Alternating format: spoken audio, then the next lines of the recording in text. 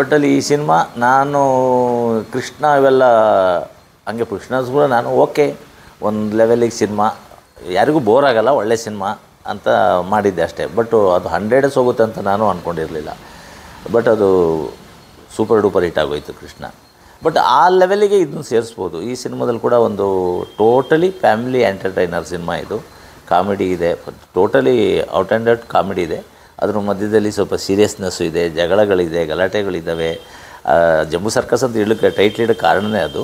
ಆಮೇಲೆ ಎಂಡಲ್ಲಿ ಒಂದು ಟ್ವಿಸ್ಟ್ ಇದೆ, ತುಂಬ ಸೆಂಟಿಮೆಂಟ್ಸ್ ಇದೆ, ತುಂಬ ಎಲ್ಲರಿಗೂ ಒಂದು ಲಾಸ್ಟಿಗೆ ಹೃದಯ ಇರೋರಿಗೆ ಒಂಚೂರು ಫೀಲ್ ಆಗೋ ಥರ, ಎಂಡಲ್ಲಿ ಹೊರಗಡೆ ಬರೋದಕ್ಕೆ ಒಂಚೂರು ಕಣ್ಣಲ್ಲಿ ನೀರು ಬರೋ ಥರ ಒಂದು ಫೀಲ್ ಇದೆ.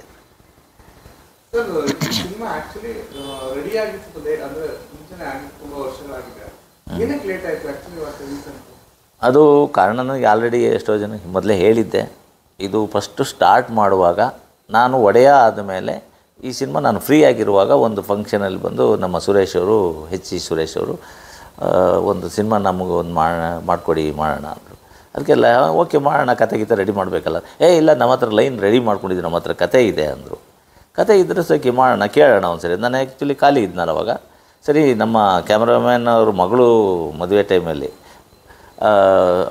ಆವಾಗ ಸರಿ ಓಕೆ ಅದು ಒಪ್ಪಿಕೊಂಡು ಒಂದು 2 ದಿನ ಬಿಟ್ಟು ಒಂದು ಕಾಫಿ ಡೇಯಲ್ಲಿ ಕತೆ ಕೇಳೋಣ ಅಂತ ಹೋಗಿದ್ದೆ ನಾನು. ಅಲ್ಲಿ ನನಗೆ ನೆರೇಟ್ ಮಾಡಿದ್ದು ಸುಪ್ರೀತಾ ಶೆಟ್ಟಿ ಅವರು ಆವಾಗ ಸೀರಿಯಲೆಲ್ಲ ಒಟ್ಟಿಗೆ ಕೆಲಸ ಮಾಡಿದಂಥವ್ರು. ಒಟ್ಟು ನಮ್ಮ ಪ್ರಮೋದ್ ಶೆಟ್ಟಿ ಅವ್ರ ವೈಫು ಸುಪ್ರೀತಾ ಶೆಟ್ಟಿ. ತುಂಬ ಲೈನ್ ಚೆನ್ನಾಗಿದೆಯಲ್ಲ, ಇದು ಫ್ಯಾಮಿಲಿಗೆಲ್ಲ ಅಟ್ರಾಕ್ಟ್ ಆಗುತ್ತೆ. ಬೆತ್ತಲ್ಲಿ ನಮ್ಮದು ಸ್ವಲ್ಪ ಸ್ಕ್ರೀನ್ ಪ್ಲೇ ನಮ್ಮ ಸ್ಟೈಲಿಗೆ ಮಾಡಿಕೊಂಡ್ರೆ ಇದು ವರ್ಕೌಟ್ ಆಗುತ್ತೆ ಅಂಥೇಳಿ ಸ್ಕ್ರೀನ್ ಪ್ಲೇ ಎಲ್ಲ ಚೇಂಜ್ ಮಾಡಿ, ಆಮೇಲೆ ಪಾಪ ಸುಪ್ರೀತಾ ಶೆಟ್ಟಿ ಅವರು ಥ್ರೂಔಟ್ ನನ್ನ ಜೊತೆಲೇ ಇದ್ದರು. ನನಗೆ ಭಾರಿ ಹೆಲ್ಪ್ ಆಯ್ತು ಅವರು. ಯಾಕೆಂದರೆ ಕೆಲವೊಂದು ಸೀನ್ಗಳಲ್ಲಿ ಕೆಲವೊಂದು ಡ್ರೆಸ್ಸು ಎಲ್ಲ ನಾವು ಕರೆಕ್ಷನ್ ಹೆಣ್ಮಕ್ಳಿಗೆ ಹೇಳೋಕ್ಕೆ ನಂಗೆ ಅವ್ರು ಇರೋದ್ರಿಂದ ಈಸಿ ಆಗ್ತಾಯಿತ್ತು. ಅವ್ರ ಹತ್ರ ಹೇಳಿ ಸ್ವಲ್ಪ ಈ ಥರ ಕರೆಕ್ಷನ್ ಅಂದರೆ ಅವ್ರು ಕರೆಕ್ಷನ್ ಮಾಡ್ಕೊಬರೋರು, ಇಲ್ಲಾಂದರೆ ನಾವು ಪಬ್ಲಿಕಲ್ಲಿ ಹೋಗಿ ಹೇಳೋಕ್ಕಾಗ್ತಾ ಇರಲಿಲ್ಲ ತುಂಬ. ಆಮೇಲೆ ಕಾಸ್ಟ್ಯೂಮ್ ಡಿಸೈನಿಂದ ಹಿಡಿದು ಸ್ಕ್ರಿಪ್ಟಿಂದ ಹಿಡಿದು ಹೆಚ್ಚಾಗಿ ಪ್ರೊಡ್ಯೂಸರ್ಗೆ ಸಾಥ್ ಕೊಟ್ಕೊಂಡು ವರ್ಕ್ ಮಾಡಿದ್ರು ಸುಪ್ರೀತಾ ಶೆಟ್ಟಿ ಅವರು.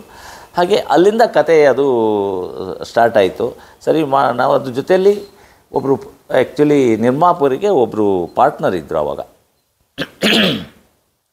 ಅವರು ಪಾರ್ಟ್ನರು ಇದ್ದಾರೆ ಅಂತ ನಾನು ಓಕೆ ನೀವು ಸಿನಿಮಾ ನೀಟಾಗಿ ಮಾಡ್ಬೋದಲ್ಲ, ರಿಲೀಸ್ ಮಾಡೋಕ್ಕೆ ಏನು ತೊಂದರೆ ಇಲ್ಲ. ನಾವು ಒಬ್ಬರು ಪಾರ್ಟ್ನರ್ ಇದ್ದಾರೆ, ಏನು ಪ್ರಾಬ್ಲಮ್ ಇಲ್ಲ. ಬಟ್ ಶೂಟಿಂಗ್ ಶುರು ಆಗ್ತಾ ಇದ್ದಂಗೆ ಆ ಪಾರ್ಟ್ನರ್ ಆದ ವ್ಯಕ್ತಿ ಕೈ ಕೊಟ್ಬಿಟ್ರು.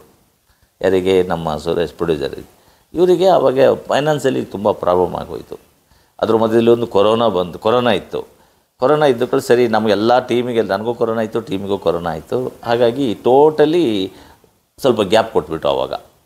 ಆಮೇಲೆ ಎಷ್ಟೋ ದಿನದ ಮೇಲೆ ಮತ್ತೆ ಇವರೇ ಏನೋ ಫೈನಾನ್ಸಲ್ಲಿ ಅರೇಂಜ್ ಮಾಡಿಕೊಂಡು, ಮತ್ತು ಇವ್ರ ಹತ್ರ ಅಷ್ಟೊಂದು ಕೆಪಾಸಿಟಿ ಇರಲಿಲ್ಲ. ಪಾಪ ಏನೋ ಮಾಡಿ ರೆಡಿ ಮಾಡಿ ಸಿನಿಮಾನ ಫಿನಿಷ್ ಮಾಡಿದ್ರು.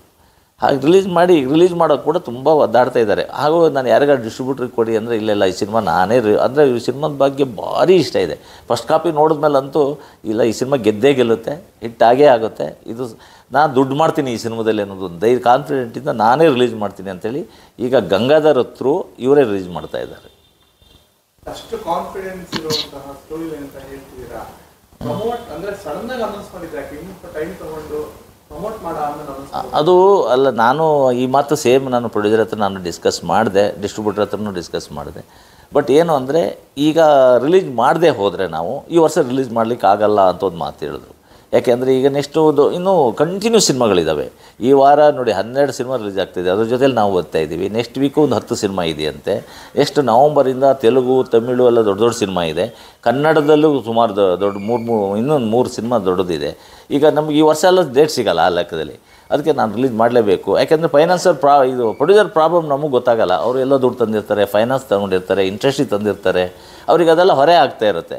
ಅದಕ್ಕೆ ಅವ್ರು ರಿಲೀಸ್ ಒಂದು ಮಾಡಿಬಿಡೋಣ, ನೋಡೋಣ, ಈ ಸಿನಿಮಾ ಚೆನ್ನಾಗಿದ್ದರೆ ಜನ ನೋಡ್ತಾರೆ ಅನ್ನೋ ನಂಬಿಕೆ ಮೇಲೆ ಅವರು ಇಲ್ಲ ರಿಲೀಸ್ ಮಾಡಿ. ಸರಿ, ನಾನು ಓಕೆ, ನಿಮ್ಗೆ ಕಾನ್ಫಿಡೆಂಟ್ ಇದೆ ಸಿನಿಮಾ ಬಗ್ಗೆ ಇದೆ ಅಂದಮೇಲೆ ನನಗೂ ಇದೆ. ಯಾಕೆಂದ್ರೆ ಸಿನಿಮಾ ಜನ ನೋಡಿದ್ರೆ ಯಾರು ಬೋರು ಅಂತ ಹೊರಗಡೆ ಬರೋಲ್ಲ, ಚೆನ್ನಾಗಿಲ್ಲ ಅಂತ ಯಾರು ಹೊರಗಡೆ ಬರೋಲ್ಲ.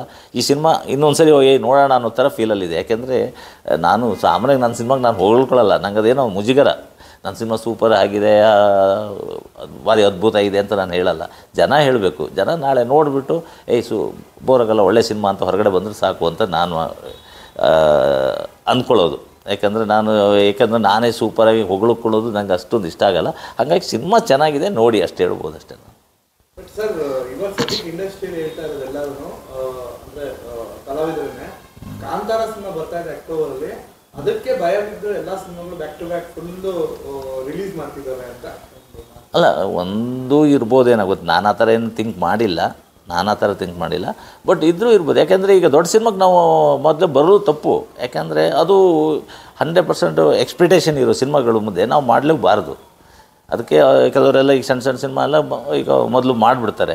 ನಾವು ನಮ್ಮದು ಆ್ಯಕ್ಚುಲಿ ಸಣ್ಣ ಸಿನಿಮಾ ಅಲ್ಲ, ಖರ್ಚು ಸರಿಯಾಗಿ ಆಗಿದೆ, ಅದು ಚೆನ್ನಾಗೇ ಮಾಡಿದ್ದೀವಿ. ಬಟ್ ಈ ಸಬ್ಜೆಕ್ಟಿಗೆ ಏನು ಬೇಕು, ಈ ಸಬ್ಜೆಕ್ಟ್ ಏನು ಡಿಮ್ಯಾಂಡ್ ಮಾಡಿದೆ ಅದಕ್ಕೆ ನಾನು ಕಡಿಮೆ ಮಾಡಿಲ್ಲ. ನಾವು ಕಡಿಮೆ ಮಾಡಿರೋದು ಒಂದು ಪಬ್ಲಿಸಿಟಿ. ಈಗ ರಿಲೀಸ್ ಮಾಡಲಿಕ್ಕೆ ಕೊರತೆ ಆಯಿತು ಸ್ವಲ್ಪ ಅವರಿಗೆ, ಅಂದರೆ ನಾನು ಅಂದ್ಕೊಂಡ ರೀತಿಲಿ ರೀಚ್ ಮಾಡೋಕ್ಕೆ ಆಗ್ತಾಯಿಲ್ಲ ಅಷ್ಟೇ. ಬಟ್ ನಾನು ರಿಲೀಸ್ ಮಾಡೋಣ ಅಂದರು, ಸರಿ ನಮ್ಮ ಜನಗಳು ಇಷ್ಟಪಟ್ಟರೆ ಸಿನಿಮಾ ಓಡುತ್ತೆ ಅಂತ ಒಂದು ಧೈರ್ಯದಲ್ಲಿ ಮಾಡಿ ಅಂತ ಹೇಳ್ಬಿಟ್ಟಿದ್ದೀನಿ ನಾನು.